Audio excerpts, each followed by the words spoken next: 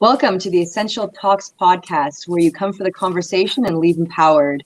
I'm Jessica, and I'm joined today by my lovely co-host Kim and our producer Steph.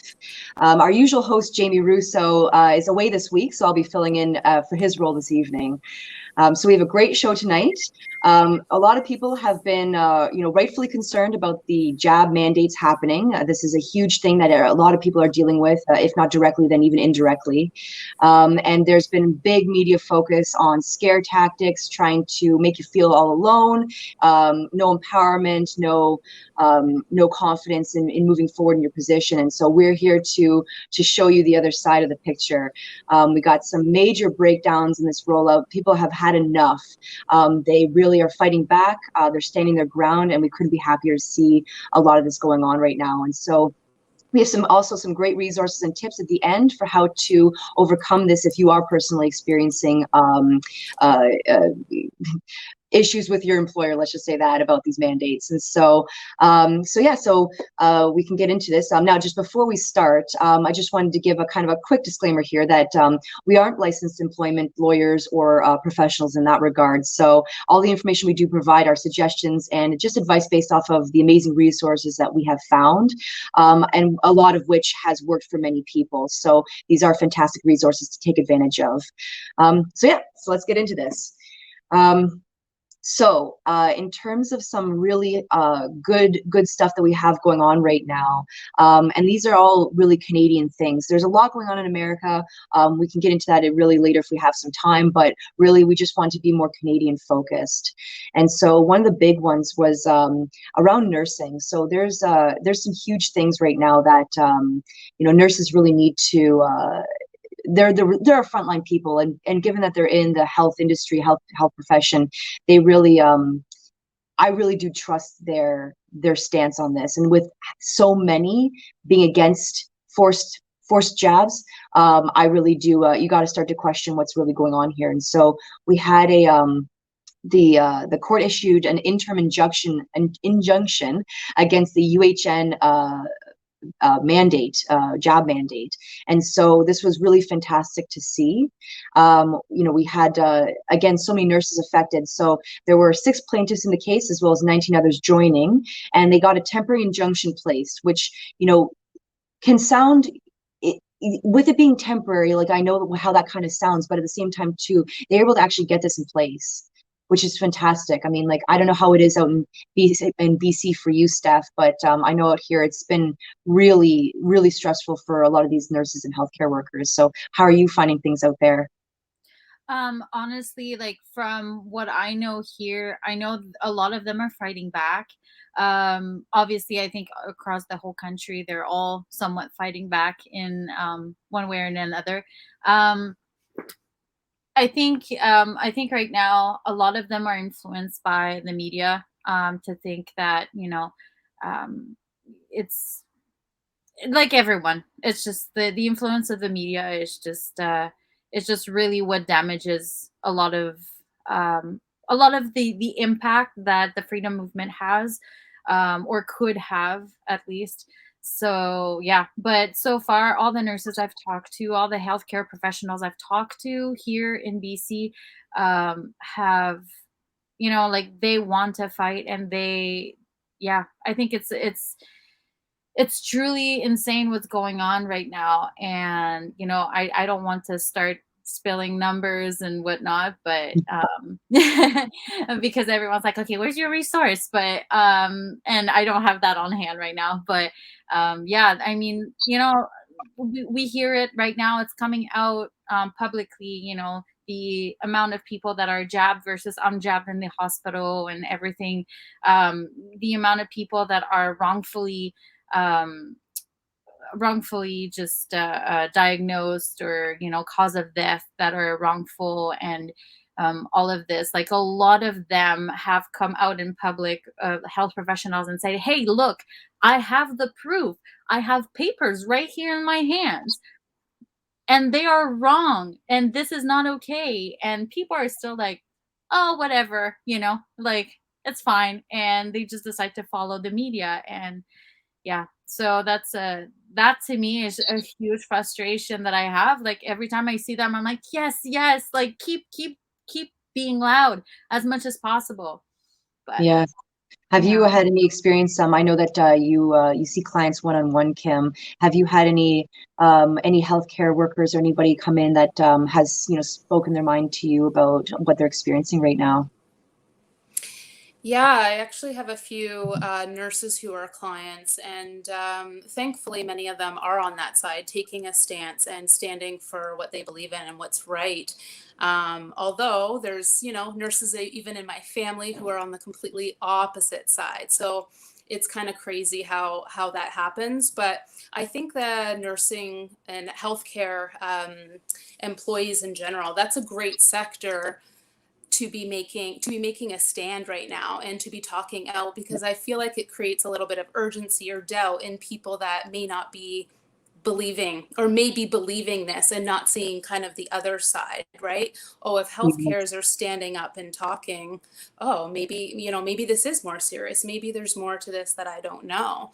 Yeah, And right now, if we look at even the VAERS website, right, it's showing there's more injuries and deaths with this one jab than all the other shots combined over 10 years, right? So yeah, the data and numbers are really eye-opening, but unfortunately a lot of people aren't seeing that. And keep in mind, it's 1 to 10%, I think, that's even reported on those websites, right? It's the numbers are Yeah. even higher. Yeah, So yeah, so it's the Harvard study that said it's only 1% of the adverse reactions that are being reported, and the VAERS is only in the States, right?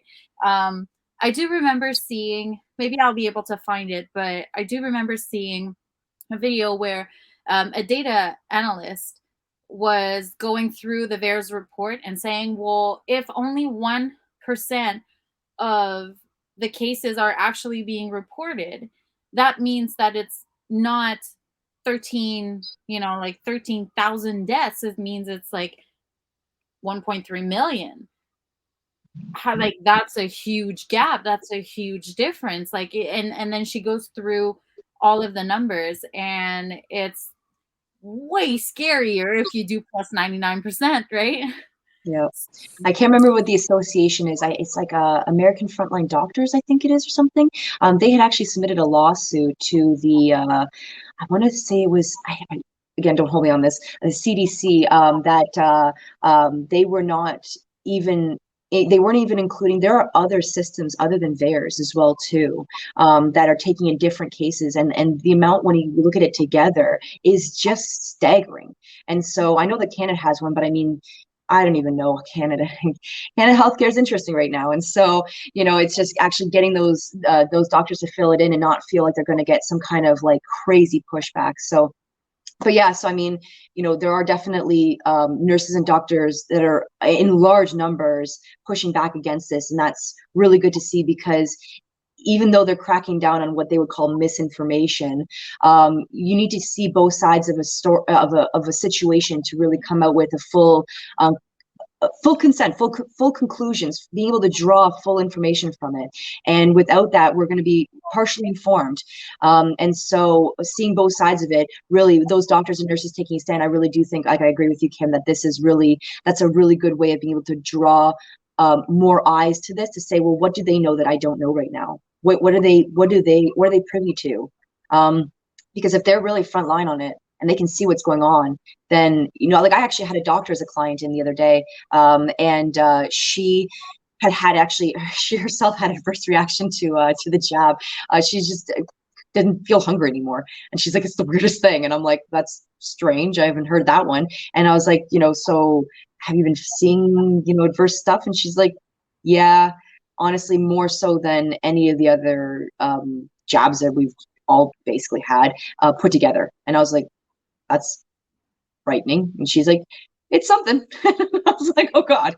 And so, yeah, so you can even tell the way that they even self censor themselves in a conversation. It's just like, it's weird. Reminds me of, if anyone saw the Stalin movie, or even though it's funny. It's just like things like that where you're just like, oh, I got a thought crime. Oh God, I don't want to think that. So, but anyways, and so next on my list of hopeful things, we had the Toronto Public Library saying that they are saying no to forced jabs as a condition of employment. So you got librarians coming out, and I mean, like, again, too, people who knowledge and further learning and just information is part of their life, and they love that. They love to be exposed to resources and to just general knowledge and stuff. Like, it takes a lot to become a librarian. I didn't realize that. It's like university, and I'm like, oh, I didn't realize that. And so these people are not just, you know, stamp your book and you're out the door. Like, they know things. And again, you know, seeing this kind of a pushback, and so they were part of the countrywide walkout that happened, I think, a couple of weeks ago, and so that was really great to see. So, you know, just varying sectors of people, and especially the ones where, you know, you like, they're more exposed to either just directly or just knowledge and stuff. Like, I trust, these are professions that we trust. And so, yeah. And then again, too, so Ontario coming out, the Ontario government coming out saying that these COVID jabs are not going to be on the list of mandatory immunizations. That was huge. That's huge for students. And that bill, I think it's like, what was it? Bill C-12 or Bill 12? I can't remember what the exact one was, but that it was second reading. So no, they can't have jabs for students. Which I don't think that extends out into the universities and stuff, but at least for high school and under, that this is not something that they can mandate. So that was really good to see. I know that I don't personally have kids, and I don't think either of us, Kim or Steph, that we have kids, but still, I have lots of friends that have kids and lots of clients that do, and they were absolutely terrified about this. So I'm just looking it up right now. The Bill C-12 is new climate law. It's a critical step forward for action on climate change. So it wasn't C-12. It was Bill. Give me one moment. I have this. I will pull this up. It was, because I have it listed somewhere else. I didn't think I was going to reference it, but here we are. And so it was Bill 12. It was just Bill 12. And so I knew there was a 12 in there somewhere. And so, but yeah, shot down on the second reading. So I bet you there's some people in that house saying that no, not my kids, not my constituents. These are not happening. And so, yeah, so that was just really nice to see. But yeah, I don't know if I think, Kim, you have a family that have children as well too, and so I can just imagine that they're kind of, you know, if they had gotten it, at least, and they're maybe hopefully on the fence about their kids getting it as well too. Yeah, most people I've talked to, that's where they draw the line. Like, mama bears are coming out, right? So Yes. it's good to know that it's just for public school. I wasn't sure when I quickly saw that article. I was it kind of pissed me off, because I was like, oh, they're doing that now after certain universities are saying their students need it for online as well. But that's great to know, at least they're not starting young with the children. Like, I also feel like things are changing every day. So I'm hesitant to believe that, and I don't trust that the government's going to stick to that, but it's definitely positive information. Yeah, they definitely said for now. And so, again, you know, that shifty government that we all have come to know, with Ford being like, oh, never. And then it's like, well, yeah, actually, you know what? It's like, okay. I think that, yeah, Steph, you were saying about making them into flip-flops, him and Kinney. I wanted to do, so for the ones that don't know me, I'm the producer, so I'm very, like, graphic and marketing oriented. And I wanted to do this kind of Photoshop of Kenny and Trudeau and Ford all into big giant flip-flops, and do kind of a sort of cheesy animation. And then I wanted to do a clown one too, on the obviously on the clown song, like but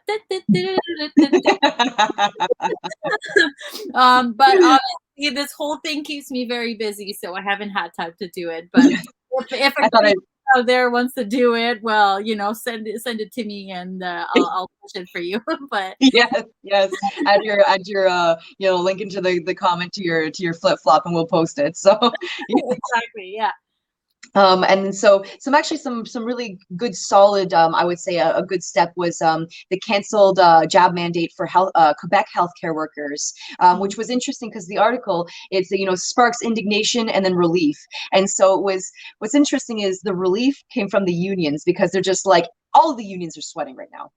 They're really, they know that they're in basically a rock and a hard place, and that they can be sued by their employees, which again, we'll bring this up at the end, that is an option, that your union, what do they call it, something bargaining, which is basically you get rid of your right to be able to sue your employer by having a union.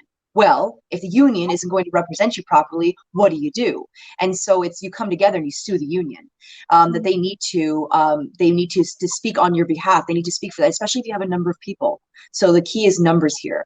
And so so Quebec's union for healthcare workers was a sigh of relief, but of course, their opposing party there saying that this is a step in the wrong direction and all this stuff, and it's just like, people have choices, and we have to stick with the laws, and the laws that are in place are clear, and that you can't do this, you cannot mandate this type of stuff. And so really good to see Quebec kind of take that step in the right direction. I do have to say, though, because I'm from Quebec and I left Quebec for a reason. But Quebec is very liberal. They do have they. I'm actually surprised that they are this indoctrinated, because usually they're kind of, their influences are the States and France, and then when you look at what's happening in France and versus how they react, you're like, what is happening here? Like, don't you take the influence there too? Because France they're there, they're awake, but Quebec is not really, like, the people that are awake are strongly awake, and the people that are like, it seems like there's no gray zone in Quebec. It's just you're either or.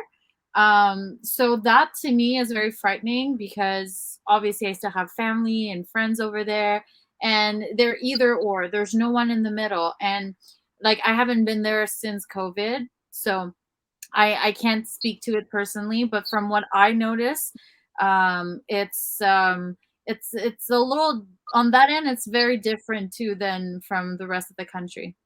Yes, I know that they had those massive protests that they had. They had a lot of people there. So I do agree. When they come out in numbers, they come out in numbers. But at the same time, too, there was that one YouTuber, that Viva Fry, where he's in Quebec, and he's basically walking the streets, just basically showing, like, people are abiding by curfew, no one's out here. I'm walking my dog. I'm allowed to walk my dog. And just you get into some confrontations here and there, but it was interesting to see that kind of Quebec took a little bit more of a backseat, when we kind of thought that they along with Alberta would be like, I don't want to say guns blazing, but like, up there, because French people historically don't stand for tyranny and and things like that. So we're very loud people. Yes, yes, you are. And so there's definitely something to be said about French blood. So but yes, so that was interesting to see. So at least we have some good news coming out of there, regardless of the stance they've previously taken. It's still, we'll take what we can get right now, because it's just, we got to really keep the positivity up for our side, and for people to know that that they're not that this is not a solo battle. Like, there are so many more people than what they realize are against this. Even if they are jabbed, people are just like, but this was a choice. I don't understand how this is becoming not a choice. Like, I have friends who don't want to get this. Why are they being forced into unemployment potentially because of this? Like, it's just ridiculous. And so yeah, so getting to my next article, which was oh, and by the way, all the articles that we reference we're going to put in the description below for anyone wanting checking them out, to do more deeper research. We are very transparent here. We put all, we reference all, we put everything. You'll get it all. And it was actually a legacy media article referencing where are all the unvaccinated healthcare employees going to work. And it actually said in there that there were over 4,000 healthcare workers put on unpaid leave in BC. And I don't know the exact numbers for Ontario, but I know it is in the thousands, if not tens of thousands, especially at this point. And so, I mean, when Ford had to come out and basically be like, oh, no, we're not mandating it, but you know, they have the private policies. And it's just like, oh, I see. We're shifting here, shifting blames. He's aged, eh? He's gotten older. This has not been a good time for him. And so, but anyways, they really, where are they going to work? Well, there are actually a decent amount of things in the pipeline for them for them making their own clinics, actually, which is really interesting to see. And not only that too, but there have been job postings popping up for healthcare workers. No need to be jabbed, because they're that desperate. They cannot have this mass exodus out of the system where we're already overstretched. And it's like, why did you fire them in the first place if you're going to just rehire someone that is not jabbed? Like, it's like the problem, and that's the main argument that people have to start kind of saying. It's like, no, you're not denied your surgery because they're overwhelmed. It's because they don't have proper staffing, and that was the issue before, and that is now even more than ever the same issue. Yes. Like, you made it worse. So like, you're saying, oh, it's because of, like, if someone says it's because of unvaccinated people that I can't get through my surgery, I'm sorry, but you're gullible and you just read headlines that are propaganda. You don't use logic, because if you used logic, if you knew how the health system worked, like, I knew and was surrounded by nurses my whole life. Like, both of my neighbors were actually nurses, and both of them were always saying how they were overworked, how they never had enough staff. That was the case 20 years ago. Yep. And now you're firing so many of them, and you're expecting the health system to stay the same? Well, they're trying to also blame shift here, where they're saying that it's because, well, these people, they don't want to get this jab that we've all gotten. So, I mean, like, they're to blame. And it's like, no, what you're doing is you're breaking the law by mandating this. And they are standing up against that.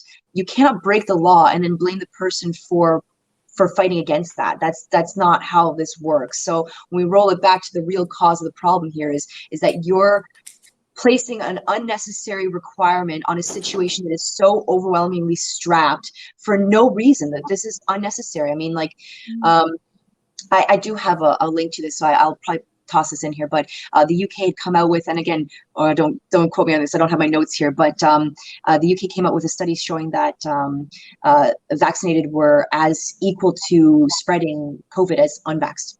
So they're able to spread it. So, what's the problem here? Like, I don't understand. Like, if these jabs really work to the degree that they did, then we wouldn't need to all get them. If you're protected, then you're protected. It's like polio. I got a jab against polio. I'm not going to get it. I get it so that the person who can't get it won't get it. So, but they were giving these COVID jabs out to everybody. Immunocompromised, didn't matter. Got an allergy? You'll be okay. It's just like, so no, thank you, sir. And sorry, Kim, did you want to add to that? I was just going to say, point out the obvious, that why is the government saying that you got to wait 2 weeks to be considered vaccinated, right? So it's obviously there's a lot of people having reactions, and that way, that's how they're going to be considered unvaccinated, whether they have one shot or two. If it's within that 2-week time frame, it's only going to ramp up the unvaccinated numbers, making it look worse than it is, which is carrying on this evil agenda and dividing us even more. But I do feel like it's kind of bittersweet what's happened, because this could be breaking us out of the system and into something way better and what we've kind of always needed. So God bless all those doctors and nurses that are taking a stand right now. And I think this is only going to brighten all of our futures on a medical level too. That is such a good point, that sometimes, like, again, you can't have, it's very difficult to have personal growth without challenge. And so here we are in a very challenging situation, which, again, not to put it lightly, because there are people dying, there are people backed up in surgeries, they're dying. And so, but this is going to, I really hope that this does come out the other side as a transition into a much better system where we don't have to worry about the government making these red taped roadblocks.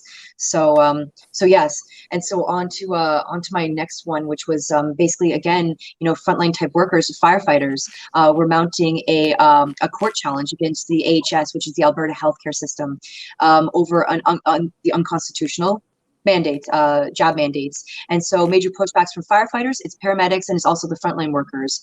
And so they're saying that you cannot have only one way through this. You either get this or you lose your job. You have to have other options on the table. And they are really pushing for natural immunity to be considered an option, which I will probably provide another link. I got links at the wazoo today, don't you worry.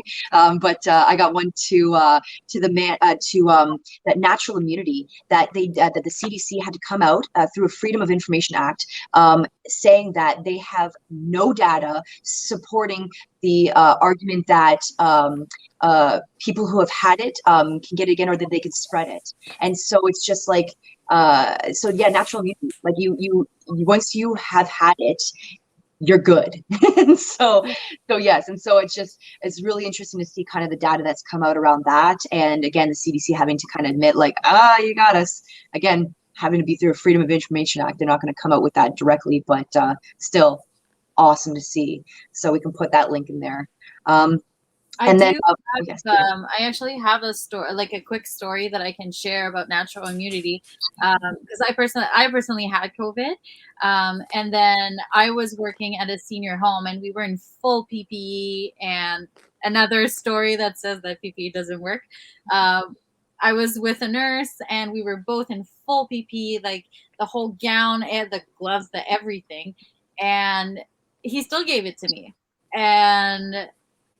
And then, like, weeks after, when I was back at work and everything, when the vaccine started rolling out for seniors, one of the residents came to me and said, "Oh, I heard that you're an anti-vaxxer." And I was like, "No, I'm not. I'm fully vaccinated, but thank you for caring." And then, and then she's like, "Oh, well, like, I'm just saying this for your own good, because my daughter got it, and we were all scared for her." And I was like, "Oh, really? Did she recover okay? Is she good?" And then, like, I genuinely cared to what happened, right, and how she felt about it. And I was like, "Oh my God, is she okay?" And she's like, "Yeah, we got scared, but she made it out, and like, she went to the hospital for a bit, but she made it out, so she's good now." And I was like, "Oh my God, that's amazing. So now she's naturally immune to it. So that's good. She has extra layers of protection." And she's like, "Oh no, but she got it again." And I was like, "Did she? Oh my God." And then I went, and she's like, and I said, "So was she okay the second time?" She's like, "Oh yeah, the second time was nothing. It was like nothing." And I was like, and then she was arguing just before, she was arguing that natural immunity doesn't work. And I was like, "Well," and then she just went and walked away.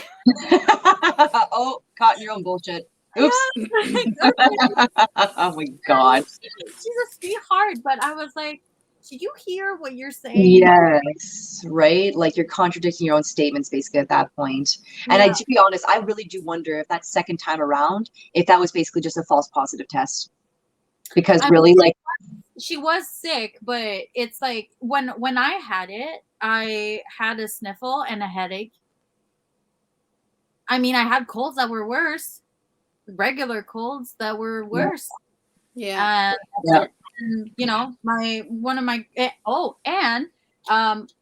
nearly a year after I had it, after I recovered, both of my girlfriends, my closest girlfriends, are not injected, and they never had COVID. And they ended up, we ended up spending like a whole day together, and one of them had symptoms, but she didn't know it was that. She just, like, we were in the forest fires and the smoke and everything. So obviously headaches come from that, and like the sinuses and everything. So she didn't know it was we should stop saying COVID, but I'll say it. But yeah, so she didn't know it was that, the thing. No, nah. But yeah, we didn't know it was that. And so we just hung out all day as usual, whatever, no mask, no whatever. And the next day she calls us and she's like, yeah, so I had to test at work and apparently I'm positive. So just to let you guys know. So the other girl that was with us got it as well. And both of them got sick, like fever, loss of taste, loss of like everything. But yeah, so they had all the typical symptoms of it, but I never had anything. Interesting. Not Interesting. not able. I think there's so many false positives, you know, like, the maker of the PCR test is Kerry Mullis said himself, like, you're going to test positive for just about anything since the cycles are ramped up so much. And now the CDC is admitting that the tests are faulty, but they're keeping it around till January when they come out with a new test during sick flu season, right? Like, it's so obvious that I think they're just trying to ramp up the numbers. But the anti-vax term, like, triggers me so much. Same. I feel like it's like a condescending, narcissistic term to discredit anyone that has an opinion different than yours, right? Like, normalizing anti-anything it just frustrates me. Many of us are just pro-choice. Like, we're not anti-anything here, right? So it's like you're damned if you do, you're damned if you don't. It's just, that term triggers me so much. Yeah, I'm the same way. Being called anti-mask, I'm like, what do you even mean anti-mask? I want to be a normal person again. We were normal for generations, and now we're just like, it's just condemned to, like, oh my God. One of my friends showed me this a picture, and it's I don't know how to describe it. I'll get Steph to put into the thing afterwards, but it's a picture of this guy. He's got a mask on. He's like, mask to the, what is it? Mask Me Harder Daddy or something. I don't know. It's really funny. I gotta get that picture. Honestly, it's hilarious. And it's just basically to show, it's just like, this is like almost like like I say, like a sub and dom thing, where it's just like, I want the government to tell me what to do. I need to be led, by a chain around my neck, because this is, it's just insane. And so so anytime I think of when someone says anti any of those things, it just triggers me as well too. And all I can think of is just like, do you like this? Like, do you like this? Is this what you want? Like, my God. Yeah. It's just, so no, I'm getting really upset too. But then my last article point was that, and this is again business orientated, so kind of reeling it back to the We're All Essential, our business kind of focus, that over 50 Kingston businesses said that they would not comply with the Cove mandates, and so. It's which is brilliant. I mean, it's really good when a whole kind of city is able to band together. So I guess they had a private Facebook group, and they're all agreeing that, like, no, we're not gonna be doing this. Like, we might ask, but that doesn't mean we're going to turn you away. And so I know that Kim, that you were in talk with, so Jack's Tuesday Sports Pub was actually very vocal about it, that they wouldn't be complying, that this is completely unlawful. They made a big sign about it and everything. So do you have more on that? Yeah, I think they've kind of been in the news for the last little while. Kelly, the owner, has been very vocal throughout all this. He's even commented that other business are, saying that they won't comply, but he's the only one that the media and the health units are just all over, right? For those that don't know, Jack's Tuesday Sports Pub, it's been open for 16 years. It's located in Kingston. It's a locally owned and operated facility by Kelly Hale and I believe his partner. They take great pride in their atmosphere. They're not only a sports pub where you go and watch the game, there's a private side, so it's a nice family restaurant as well. It's a place to go after your sporting events, and it's also been a meeting place for a lot of freedom fighters, which I didn't know. I was there on the Friday of Thanksgiving, and they were having a meeting, like a bunch of freedom fighters. So it was lovely to be a part of that. I wasn't aware of that. So as much as, they've kind of rallied their troops in that city, it's such a beautiful city. It's also a liberal city. So unfortunately, they've gotten a lot of flack on their social media for taking a stand. But September 30th, their liquor license was revoked, and they said, oh, well, we're going to stay open still. We're going to just serve food. And obviously their food sales went through the roof because everyone still wanted to go and support them. And then just over a week ago, November 3rd, their business license was then revoked. So he, again, stayed open. And this weekend was the first time we've seen this happen since Adamson's Barbecue. At 5 a.m. on Saturday, the 13th, the police came, changed their locks. We have a little video of that we might insert here. They closed his doors, and they gave him a Section 22 order. And that was via the public health officer, Dr. Peter Oglaza. So yesterday, which was Sunday, November 14th, they kind of organized a lovely convoy. There was roughly 100 cars. So some of my family members went to that. They started in Peterborough, went to Trenton, and then they all drove down to Kingston City Hall. And each car had roughly at least 2 people in it, right? So that was a good turnout just within itself on the highway. I think they were pissing some people off because they were going like 90 on the 401, sometimes 40 kilometers. So, but once they got to City Hall, there was roughly 500 people there. So amazing, amazing turnout. And of course, the media is saying there was maybe a couple hundred people there, right? It's always less than what it is. But Kelly Hall spoke there, and I was just watching his interview, and he touched a lot of hearts. He was speaking on a personal level, how this pandemic has caused him to go in a bit of a dark hole, which it has for many of us. And he was dealing with addictions, and he's now 4 months sober, and he can stand and fight for this with a clear mind. And I'm just so proud of him for standing up. And the irony is they were right in front of City Hall. And of course, it was just Remembrance Day. And lest we forget is the sign that's up on the wall. So he started his speech saying, kind of the hypocrisy in it when his grandfathers and great uncles fought in the war.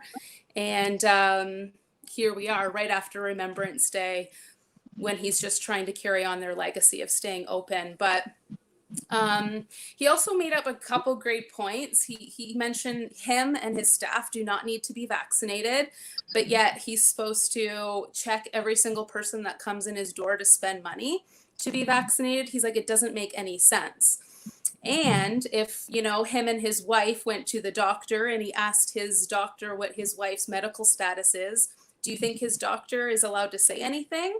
No. So why is he asking strangers information on their medical health history, right? So I think those were really good points for him to bring up.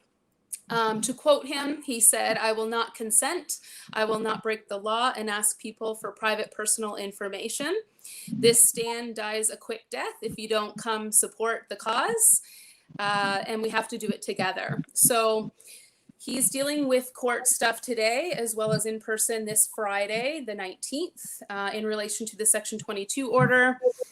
They are challenging the public health on their false statement of them being deemed immediate risk, and just in regards to the fraudulent court order procedure. So I think it's a good reminder to not only businesses, but Canadian citizens, we really need to look at the law. It's on our side. We can stand up. We have to stop normalizing that we're doing this because we're told. It's not legal, it's not lawful, and the government is asking these businesses, specifically restaurants and gyms, to do their dirty work because they know they don't have any grounds to stand on, right? And a mandate is supposed to be backed by law, and there are no laws yet. So yeah, I'm in awe that it happened again, a second business. But I think we need to remember too the amazing words of our great host Jamie Russo, that if this happens to you in your business and this happens to you, make sure you're recording everything. If the health unit's coming to you asking you if you're enforcing the Vax Pass, you can list all the legislation that goes against this. Make sure you're recording it. Tell them it's breaking multiple laws. It's a violation of medical privacy, and enforcing it on someone is trespassing on that person. So I think we need to remember all the legislation. There's, I think, like 10, at least in Ontario or Canada, that we can stand on. And 2 years into this, we have no excuse at this point to not look into it, right? I think we're so conditioned to get things like this that if anything requires a little bit of work, we just get lazy with it. And I think it's time that we all, as just citizens, let alone business owners, to really review the Canadian Constitution, the Canadian Bill of Rights, the Privacy Act, even the Nuremberg Code, the Human Rights Code. There's so many that we can look into and learn from. And it's not easy. I'm still learning common law 2 years into this, and you're not going to know everything right away. But the more you learn, the more it makes sense, the more confident you get, and then you can apply it. And more people will stand behind you too. And this can just be a start of standing our ground and making an impact wide and far, instead of just letting one business owner take all the heat, right? With the rest of us need to stand up too. Yeah, I honestly couldn't agree more with that. I really like his point though about that if I went to the doctor and asked for my husband's medical records or information, what's their status, they wouldn't tell me that. And so why would I then be able to ask a perfect stranger for theirs, and that's somehow legal? That makes literally no sense. So that is actually a fantastic point. To add to that, I went to I wasn't sure how schooled in the more recent Hoobla Jaw updates that they came out with were, and I like to be fully informed so I can help our group in the Real Essential chats and stuff. And so I actually went to one of our group members, Chris CW. What's his last name? Weisdorf. Yeah, there we go, Chris Weisdorf. And so he held an excellent in-person, and you can actually do it online or virtually as well too. But he provides a very, very well put together source document that has all those laws. I know that Jody Ledger also has. With Chris's is about I think it's $77 for the class. It was worth it. I honestly, even just go in person too, just to be around people and no mask and just enjoying it. But his was a little bit more. It had a table of contents, it was a bit easier to sort through. But I know that Jody does have one. It's free. I'm pretty sure it's through our link tree as well. If that's correct, Steph. Yeah, so we do. I think Jody, on the We're All Essential, I believe. The link tree on We're All Essential. Yes, yeah, I think it's under the Know Your Rights section, or I can't remember, it's something like that. But we can again just put that in the description as well too, if that's possible. And so, so Chris has an amazing booklet, and that it covers all of those rights. What the irony was is that when we were there, it was actually we were at the Legion in Toronto and North York, and towards the end of the night, and it was getting late, so I'm fair enough, I'll say to that. But these two older gentlemen came up the stairs and they were yelling at us that we need to get out of there, and we're not allowed there, we're not asking for passports, they know we're unmasked and all this stuff, and it was just insane, just being in the Legion and being told that we need to leave because basically we're being segregated against, that we're not providing passports for our health. And just it was just the level of irony. I couldn't believe it. And neither could really anyone there. There was 40 of us there, and we were just all gobsmacked, okay. And they were threatening to call the cops on us. And we're just like, all right. I mean, like, first of all, the police made it clear that they ain't coming out any of these. They have more bigger fish to fry at this point than validating illegal government mandates. And so, but yeah, it was still like just the irony of the situation. And so, but yeah, but back to your point about businesses, that we need to all band together, and that the more of us that are standing together fighting against this, the less that they're going to be able to come down on an individual basis to make a point on, you know, these specific businesses, to try to scare the bejesus out of everyone else. Well, if we're all doing it, actually, it was in one of the earlier podcasts, Jamie had actually made a really good point about the fact that liquor license, that all of the liquor is bought through the LCBO. And so if they were to pull the liquor license, who sells all this liquor in Ontario? It's the businesses. Like, yeah, you can go out and get your, 2-4 beers or whatever it was that you're going to get from the liquor store, but really it's restaurants. And so if they pull even 15% of the liquor licenses, where does that leave them? In a major deficit. So they won't be able to.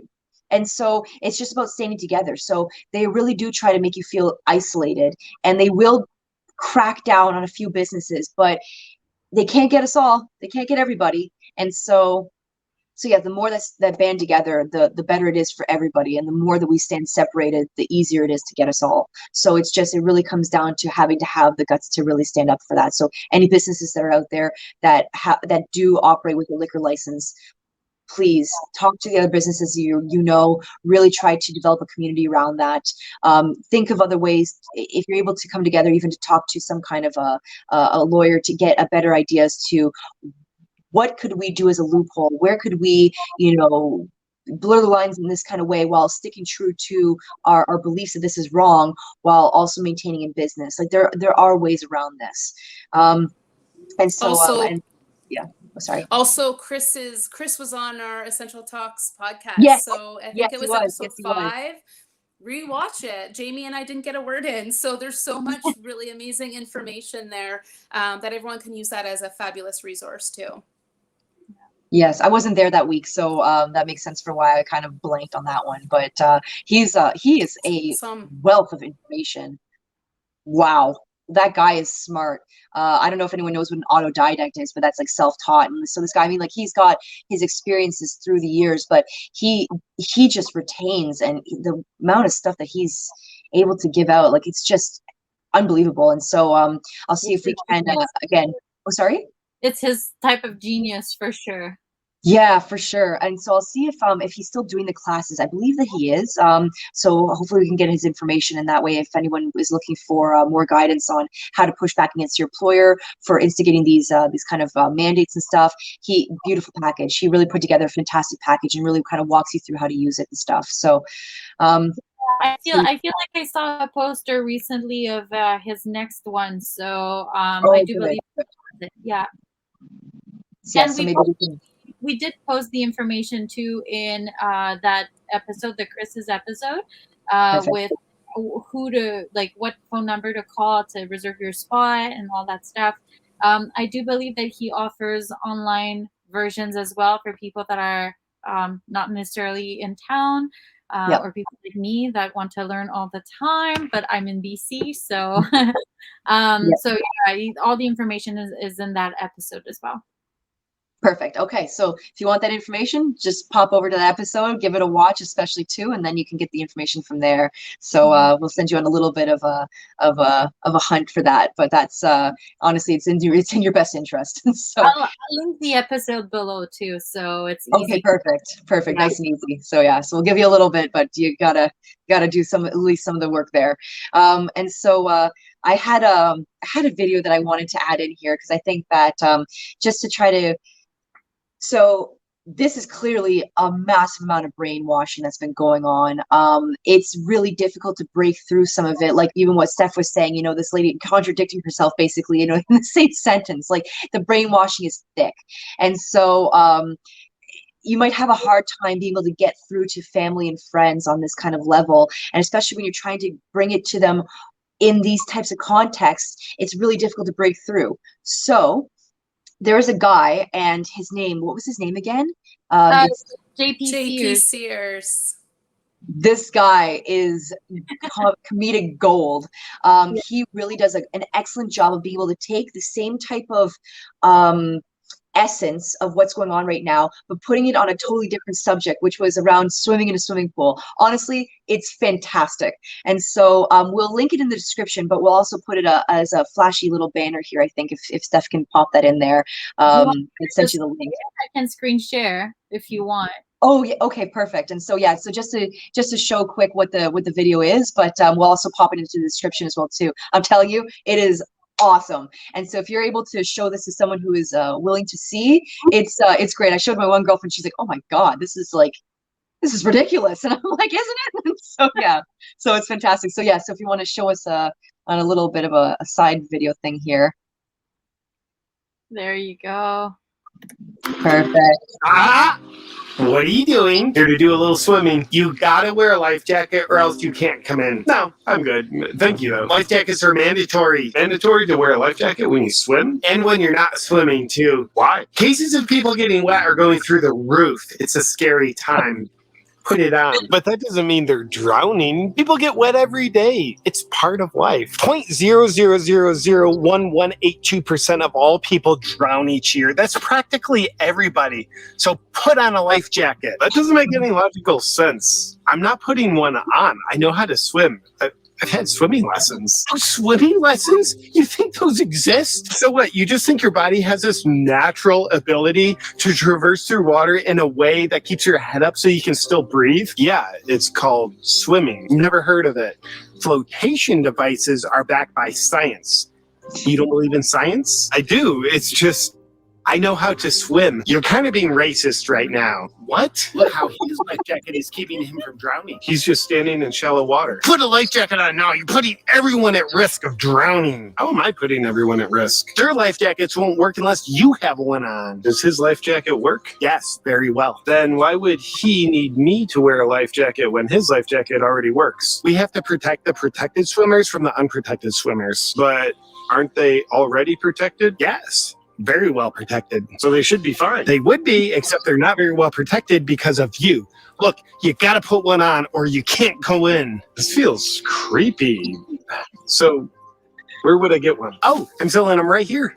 You're selling life jackets? Yes, of course. So you're demanding that everyone wear a life jacket while you are selling life jackets? Yes, for their protection. And they have to buy the life jacket from you? Indeed. Don't you think that's a conflict of interest? No conflict of interest that I can think of. How much money have you made this year from life jackets? $27 billion. Seems like you're more interested in making money than keeping people safe from You're an anti-science, anti-life jacket, climate change denier. With cases of people getting wet going through the roof, I'm going to need you to buy a life jacket from me and put it on, or else you'll never have access to swimming pools, showers, rain, or drinking water ever again. You're treating me like I'm the enemy. If you're concerned with people drowning, shouldn't you be treating water like it's the danger instead of treating me like I'm the danger? Your body's made up of 70% water, so you're basically a ticking time bomb. Put one on. Buddy, you are the last person I'd want to take direction from. You're so pushy, it's creeping me out. You're like the Harvey Weinstein of lifeguards. Thank you. But look, just today, a man up the road died from drowning in a head-on collision car accident because he wasn't wearing his life jacket. Wouldn't he have died from the car accident? A bottle of water was found in the car. Counts as a water death. That doesn't make any sense. God works in mysterious ways, and there is no God, so you'll need to obey me. Oh my God, he's drowning! Help him! Sir, please get out of the pool and put this life jacket on. He can't get out, he's drowning! Grab the edge of the pool. It's right behind you. Just reach for it. No. It's not an approved method of protection against drowning. It's quite dangerous, actually. Just grab the edge. Do not do that. It's unapproved. For God's sake, just grab the edge. Could we censor him, please? For your protection, do not grab the edge. Help him, your lifeguard. Okay, I will. You should have put a life jacket on while you still had the chance. You're kind of getting what you deserve. Look what you did to him, you monster. This never would have happened if you had a life jacket on. Now put a life jacket on. Okay. Now that you're fully protected, enjoy your swim. I'll need to see proof that you're wearing a life jacket. Show me your papers.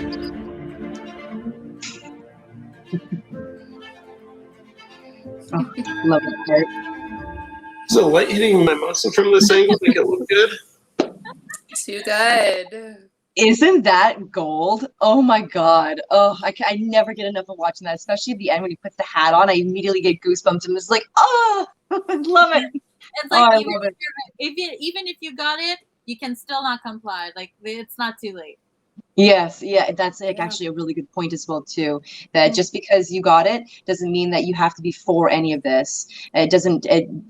Two things can be true at the same time. You could have gotten it and still believe that this is an absolute farce and a tyranny. So, and then doing something about it, helping your fellow man that are not willing to take this for this, that, and the other reason. So yeah. So we'll put that link in the description. Please share that with everyone that you know, because it is absolutely worth the watch. And it really does, again, help to move the narrative to something else where, because it's on something else, it's easier to digest and understand the ridiculousness of what's going on right now. So, okay. Eliminates cognitive dissonance. Yes, there we go. And Perfect. ego. Thank you. Mm-hmm. Yeah, yes, exactly too. It really does help. And humor is actually a fantastic way of doing that. That's why I also think that they're really trying to censor a lot of comedians, is because the best way to make something small, deflate it back down to its reasonable size, really, is through humor.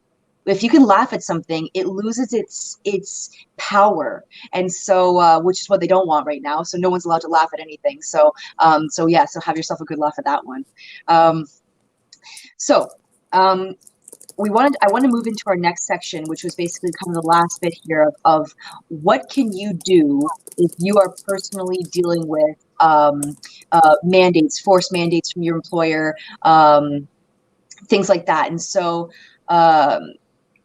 give me 1 second here. And so I have so there's a really good website that I would highly recommend people to join and get on their subscriber list. It's called Freedom Forum Canada. So I'll get a link to the actual thing in here into our chat so you guys can see it. But this is an actual link to the I guess I would call it an article in a certain way of what I'm referencing right now, but it is very well put together. And so it lists out, basically, there are a number of organizations right now that are really fighting for freedom, an end to this tyranny, and all that. And so I'll name out a few and what their focus is on. So they mentioned Action for Canada. So it's Action number 4 Canada. They have great resources. They're really more focused on the BC area. So people who are out in BC, this is for you.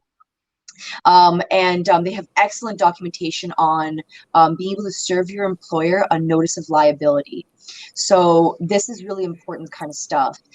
They walk you through kind of all that kind of stuff, and they have that specifically for, I believe it's BC. So anyone who's BC, this is for you. Then there's another group called Awake Canada, where they provide so excellent walkthrough on how to approach all this, and they give you a good way of so if your employer is pushing this on you, there are 3 questions that you should be asking them. Number 1, are there any vaccines that are approved for clinical use in Canada or the US, and if so, what are they? There are no vaccines that are currently approved for clinical use, especially the ones that we're using right now. Like they tried to say, like, there was one for it was the Pfizer one that was called Camaraderie or something, but that's not out. Everything else is under emergency use right now. And especially in Canada, that's not a thing.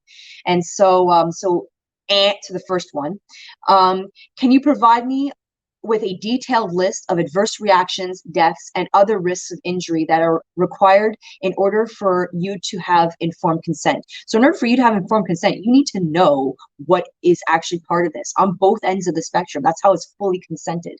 And so generally, they're probably not going to provide that. Even if they even looked into it, they would feel guilty about demanding it from their employees. So they're probably not going to provide that.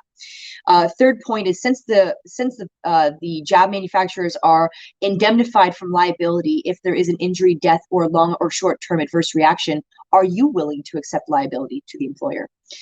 Likely they won't, because that's a slippery slope of money down the money, because given the what we were even just talking about earlier with the VAERS reporting and stuff. There's a lot of things going on right now. So likely they won't be able to accept any of those, regardless of all three. So if you are terminated because of that, and then not expecting all three, is a wrongful dismissal case. Again, this, the way Canada goes into more detail on that. But if for any reason they accepted all three, you can still give them a notice of liability, not comply, and have them fire you. Remember, the key here is do not quit. Do not quit. Ride it out. Have them put you on some kind of leave, fire you, whatever it takes. Do not quit. That's how they win. And so, and then there's the Liberty Coalition of Canada. Now, if you have qualms about this on religious grounds that are being violated from this, that's more where that they focus more on that. So they have a lot of a documentation paperwork and stuff like that you can fill out and provide that. And the last one that I have here is Stand Up Canada. They have a fantastic resource section that provides you with overviews on patient rights by Canadian province and territory, the legal rights of Canadians to refuse medical treatment, and about the recent medical censorship in Canada for non-governmentally approved medical treatments. And so they also provide a very interesting case study that happened in Toyota in Cambridge and Woodstock, Ontario, earlier this year, where 7,000 Toyota employees pushed back on the company for the demands of a mandatory weekly antigen testing. And they won. They won that the mandate was removed. And so, again, power in numbers. Cannot say that enough. So really, so if you want more information on these links, and they actually each in those links, each individual section, they have more links that are helpful for you. Go to the link that we provide in the description that we flashed across the screen there. And so we actually have, we weren't sure if she was going to make it, but we have a surprise guest in the background. So she just popped in. We're going to keep her anonymous. And so I think that we'll just refer to as a student for now until we get more information from her as to what she wants to go by. But she's not going to be on camera. It's just going to be her voice in the background, but she's going to tell us a bit about what she's been going through recently. I think, Kim, you have a little bit more background on that, but we'll let her, for the most part, go through her story. So if you want to give just a bit of background to introduce her. Yeah, I know she wants to get her story out. She's had issues at medical school with medical coercion and things she's experienced. This woman is a mother of 3 and has had military training, and she just wants to come on. And I think we all are eager to learn a little bit more about her story and what's been happening. So I heard about her a couple months ago, and I've lost touch and connected her to the frontline nurses. So we'll see where she's at, and maybe she can just start fresh, and we'll dive right into it. All right. So, oh, perfect. Good. There you are. Yep, you have the floor. Awesome. Thanks for having me on tonight. I'm a little nervous. I've never done anything like this before. No, So yeah, no worries. yeah, like Kimberly said, I'm a nursing student right now.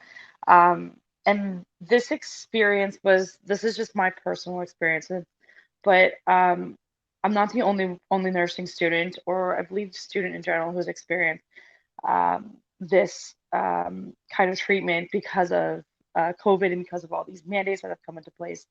I've been connected with a lot of students from my program and from nursing programs in general, and there's a lot of us. There's a lot of us who were affected by it. So just with my situation, in the summertime, I was following the school very closely, trying to find exactly what I had to do, what my requirements were, if there were new requirements going into my next semester and going into my clinical placement in regards to COVID. And what we had been doing up until that point was just getting regular PCR tests. Depending on the facility, right, it was either every week, or some facilities had students doing every day, every time they went in. But it was just, getting those tests, pretty much checking temperatures, doing that self-assessment kind of thing. And then about a week before the semester started, school came down and said, okay, we're going to mandate the vaccine for on campus. And that was not even a actually not it was a week before clinical started, not a week before school. It was only about 3 or 4 days before school started. Luckily, at that point, I and the group in my program, we were still in online mode. So I was like, that's fine. I'm not going to be on campus at all. I'm still going to be at home behind my computer, so it's not a big deal to me. At that point, we had been um, kind of just encouraged by the faculty in our program to get the vaccine because they were starting to be mandated in hospitals and stuff. So I had made the decision to get the first dose, even though I really felt very anxious, very nervous, fairly against it, just uncomfortable with it all around. And I had felt very uncomfortable with it because I was breastfeeding my youngest at the time. I'm still breastfeeding him, and there's no research on how if it's okay. We can't have alcohol, we can't have certain spices, we can't have certain foods because it goes through our breast milk and into our children. But it kind of blows my mind that having an experimental drug would be okay to go into our bodies and into our children. My son did have a reaction to the second dose. He was um, he was unwell and not feeling well for about the 4 days that I was feeling unwell. And I was like, that is exactly what I was trying to avoid with this. So I really only got it because I didn't want to lose my education and lose my future in my career. So I got it. I got the first one in August. And then the first week of school rolled around, and we were getting all set up, all riled up. I had all of my requirements ready for clinical placement. I had already started my classes, and then 2 days before clinical placement started, we got an email from our clinical instructors saying that we had to have both the first dose and the second dose, and had to be 14 days after the second dose. It was 2 days before, and that's so if you put the timeline together on that process, it's a 35-day process. So a minimum, you have to have a minimum of 21 days between each dose, and then the additional 14 after. It ends up being 35 days. So we were given 2 days to complete a 35-day process. I had just gotten my second dose, so in the grand scheme of things, it's not like I hadn't gotten those doses. I hadn't gotten that vaccine. I had gotten that vaccine, but then I was told, because I didn't have it, 14 days prior to the start of clinical, that I had to drop my entire semester and lose my spot in the program and just pretty much pray to God that they would let me back in, and that there was a spot for me come January. And then they were saying, oh, well, it might be a year before you might be able to get back in. I had fought so hard with this program, COVID aside, for 3 years to get through it with kids and moving and everything in between. I was pregnant at one point. I delivered my son at one point, and I still pushed through that. I pulled courses forward so that I wouldn't fall behind, and I was still told that I was going to be kicked out of this program at that time. I connected with other students at that time, and we fought really hard. I called the specific facility that we were at. The facility said that they were willing to work with those of us who were in like the same predicament as me, where we had both doses. But it was that 14 days that was getting us, because we're allowed to miss a few clinical days, and so we were within that allotment of time that we were allowed to miss by missing the first two. But the school, I don't know if it was the school or if it was the facility, but it came to agreement that they were just not letting us in whatsoever. And then the school just didn't even back us up and try to work with us and do labs or anything different to keep us from losing our semester. There was literally no other option. It was just, okay, well, now you just drop out. That's it. You defer your semester. You go to a different semester. You push it back. You do whatever this is. And like, I'm not the only person who's in school with kids. I'm not the only person who's in school with mortgage or rent or with whatever it is. But I came off my mat leave and I decided to leave my job so that I could finish my program, because this was my second last semester. The semester after, you work full time as a nurse pretty much for free, which is always really fun. But you work, and like I thought to myself, well, you know what, we'll rebudget. It'll be 4 months. focusing on school because the semester is super heavy, and I will be able to, not have to worry about finding daycare for my younger two. And I'll just depend on that funding that I get from OSAP, and my OSAP funding was completely stripped away because of this. So then I had to go and find a new job because I had left my job, and just all of these little things. I was put on. I had like this huge meeting with the dean. I was written up with the school, so now that puts me at a disadvantage for getting placements and my final practice placement in the future as well. So if I were to go up against somebody in competition for one spot in a hospital, they would get it over me because now I have, I guess kind of like a verbal written warning, so to say, if you're looking at it as a job, kind of on my student record now. And yeah, so it came down to the end of it where, I fought. I had a couple friends, we all fought. We all said, we begged, can we do labs? Can we do these virtual training simulations that we have been doing for the last year?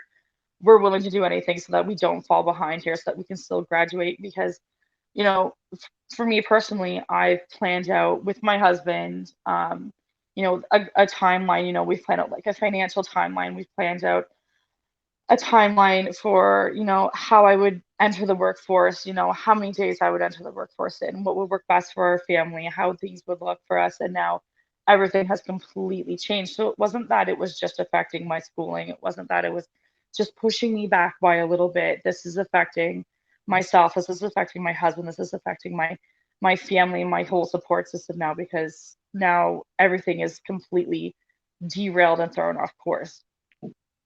And it was just not even taken, none of that was taken into consideration. It was just kind of like, well, too bad, so sad, you get pushed back. Have you looked into your legal options? Because at that point, like they can't, that's unreasonable to the point of causing you not just financial distress, but the mental, physical, the effect to your family. Because there's a number of you. If there's a number of you, have you possibly looked into your legal options by any chance? Yeah, definitely. I've reached out to a few different people, but pretty much it all comes down to the school in terms of like these placements. And it's not just with nursing students, but it's, if you're an ECE or any other kind of placements, you're kind of at the mercy of whatever facility you're going into. So if the facility says you need to meet X, Y, and Z requirements, you have to meet X, Y, and Z requirements. Otherwise, they'll just say, no, you can't go in. So at the very minimum, the facility said no, and this has happened before. COVID, like girls would be, or people would be not accepted into placements if they didn't have like a police record check, or if they didn't have, certain things. But with this, especially because it's so mind-boggling almost, to think that, but it's still legally there's nothing much that they can do, because they can literally just come down to and be like, well, you didn't meet the requirements, and that's just a requirement of your program. So that's kind of a loophole how they kind of like bounce through that. It's crazy because the requirement in of itself, it basically makes it so that you would have had to have already had it all done. And so if you're one of those people that was kind of like putting it off a little bit just to wait in time, that you're being penalized for that. And so I mean, not to say it sets off my conspiracy kind of, point of view. Yeah. It's just, yeah, you know what I mean? Where it's like, well, they don't want nurses going into the workforce that are the ones that are kind of, hesitant. And those ones who would be hesitant were the ones that didn't get it in time. So, you know what, let's cut this out. And so I'm so sorry that you have to go through something like that. That's a horrible experience. So not to get into too much detail, because I don't want to out you in any kind of way. Are you okay with talking about where you're at right now with next steps, or what your plans are potentially, and how many of you are in this position that you know of? Definitely. So the few of us that I know directly from my group of people that I've been in this program with from the start, there was about 5 of us right off the bat. There was about 5 groups of us in 5 different facilities. And just from what I've heard from different people, there was about 3 people in every single group that got hit by this. Interesting. That's just from my school. And I know that there was other in other schools. When I talked to the facility, my contact there said, they were dealing with this from lots of other schools. They've had tons of phone calls from lots of other people with the same concerns. And yeah, it definitely sets off my conspiracy theories too, because I just want to know what's the point? Why are you cutting nurses off? Like right before we even get started, why are you cutting us off at the source when we are in such desperate need of nurses? Is there a bigger picture here? Is there what's going on with our healthcare? What are we trying to do? And I know that may sound really out there and out, but it just really makes you wonder. It makes you question, right? Yep. That definitely doesn't Yeah. sound out there. That definitely sounds like that something's afoot, because all these people, if they're going to just let them go unpaid leave for not getting the jabs, and you went out and you did it. You did what you need to do, and yet still, these ridiculous penalizations and things that were put in place that couldn't possibly be met unless you were already qualified under that. Like that's unbelievable. And so back to my question. Are you okay with explaining kind of where you're at kind of with things? Yeah, it definitely has been such an emotional roller coaster and so taxing mentally and emotionally on, myself and my family, because my husband had to walk with me, and he's walked this whole route with me. And getting like my husband was ready to go and go watch the school and fight, and I was like, listen, I'm a grown up. I can do this myself. But it's definitely been really, really hard. I really got to the point where I felt like, okay, I'm just gonna pack it in. I'm done, because I felt that phrase where they say, nurses eat their young, and all of these women that I was dealing with in this program, they're all nurses, and just the treatment that I was given by them was so discouraging and disheartening, and really made me wonder if I wanted to deal and work with women like this, and work with other people like this who would turn their back on me and like just toss me to the wolves at a second's notice. Um, so it really did. I did go through an emotional roller coaster with that, really just trying to decide if I wanted to continue on, or if I wanted to just, pump the brakes and take a step back and like try something, a different avenue. But like I said, it's been a long time coming. It's been 3 years coming that I've been working really hard on this, and this is where I feel like I'm called to be, and this is where I feel like I need to be. And like Kimberly mentioned, I have military experience. I feel the call to serve, and this is where I feel the call to serve. So I decided to continue on in whatever capacity that is, and I've been contacting the school nonstop, and I've been pushing them really hard. I did all my own research. I found out, when I could go back to school, I found out that there was other groups running behind me that I could slip into and continue on there, and I made that happen. So I'm hopefully going to be starting back again in January. I'm still waiting on confirmation on it. And then I've been working as a nursing student in different locations in my area, which has been really great. I've connected with other students in the area who um, got hit by not even just these vaccine mandates, but just by COVID in general, who were pushed back by a year, or by months, or by a couple semesters. There were so many different ways that COVID kind of screwed with like these programs, and then with school in general. So I connected with other students there, and I've met some new resources, which is always great to have in your back pocket. So I'm just trying to stay optimistic. I'm trying not to think too hard on it, because I just sends me into a rage almost when I think about it, because it's so infuriating. And I'm just trying to push forward and focus on just having some time where, giving myself a little bit of a brain break. I'm trying to look at the positive as Yep. much as I can. So I'm trying to give that brain break I really did need, because my last couple semesters were pretty rough, doing them with a little baby and two others. So that's a little bit of a positive thing there, that I had that. But and I'm just hanging out with my kids now, and trying to get ready for Christmas, and then trying to get my brain ready for jumping back into that, hopefully in January. Hopefully I'll get that confirmation soon. Well, they say when one door closes, another opens. So thank you for sharing this. It's heartbreaking, but I truly feel like you can and will look back on this and even months or a few years, and it'll, it's going to lead you somewhere more amazing, and it'll make you grateful in the end, for sure.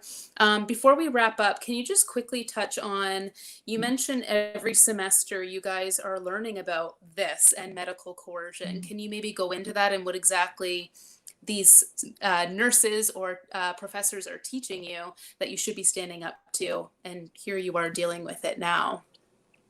Yes, this question is so on key right now. It's so on point. Um, and you're hearing about this so much in the media, how people are saying, "Oh, how could you, possibly not take this vaccine? You're a medical professional. You should know. You should know this, and you should know that it's good. You should know the necessities, the science behind it. But nobody's saying how this is medical coercion, and this is medical coercion. This is like the very first class that I took.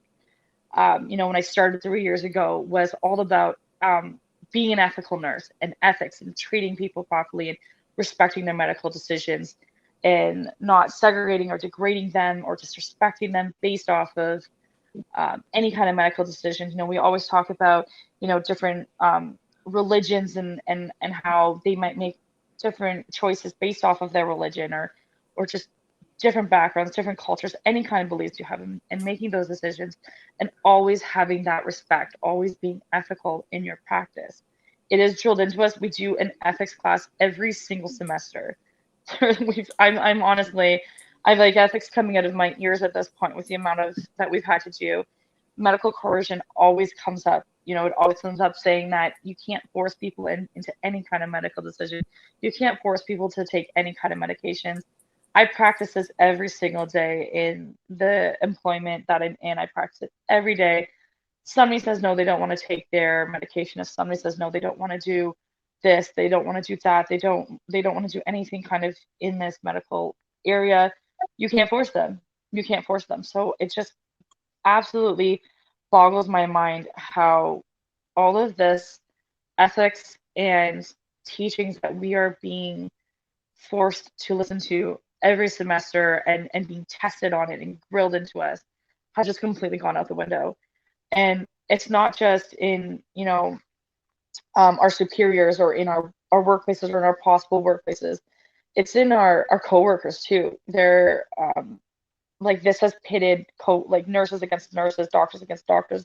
It's pitted everybody against each other because you have these nurses who think that it's completely fine, and you have people who think it's completely fine, and then they're completely ignoring that ethical boundaries that we were taught and we were set right from day one, that we were tested on is in our licensing exams.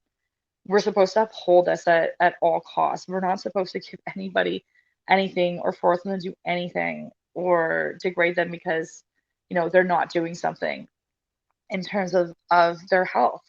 You cannot make somebody do something that they don't want to, and by taking away somebody's employment or their education or anything, it's medical coercion, and it's wrong, and we're taught that. And I don't know why so many people have forgotten that in the health field, and I don't know why people are just completely turning a blind eye to it.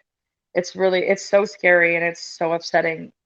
Just even hearing from like family and friends that they're like, you're in nursing school, you should know how good vaccines are, and then but we don't. We're completely turning a blind eye that this hasn't been tested yet, and that we're the test group.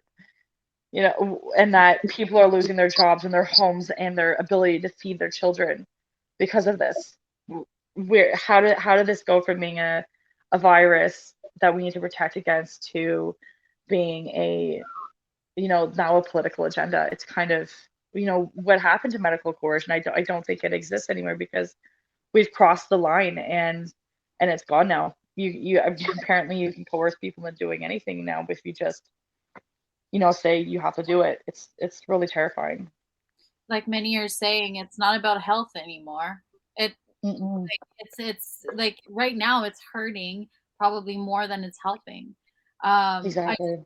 Yeah, and I just wanted to add to this too, like even like as an employee or like when you're part of a business, a company, regardless of the size, it's so important to be, or even a student, it's so important to be able to fight and group up together and go to anyone who's in charge, and you can make the change. If you refuse to implement the health pass, or if you say, hey, listen, this is not okay, and people still should be able to come in and learn in a school, kids should not have to go through this.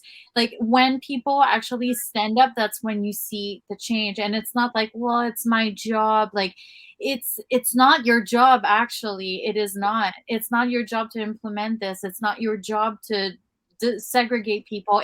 You never signed up for this. It is not in your employment contract anywhere. It is not your job. If your company wants to rewrite a new contract with you, then they can talk with you about the new terms. But in the meantime, you are under the original contract that you have with them. Do not change that. Use it to your advantage to create change. And I also like hearing our guest today. I don't want to say your name. Hearing your guest, like our guest here, I just want to say too, like, we all have different stories. Like, I do the social media for We Are All Essential, and I get DMs. So if you have interacted with someone, it's me. Hi. But I get a lot of stories about people losing their jobs, or like, my partner is gonna lose her, like, his or her job soon, and he's doing this, and this is the company, and blah blah blah, and like, what do we do? And we're considering taking it because we don't want to lose the job. Like, we have one provider, we're both providers, like, we have kids, we don't have kids, we have a house, we don't have a house. People all have different situations all the time.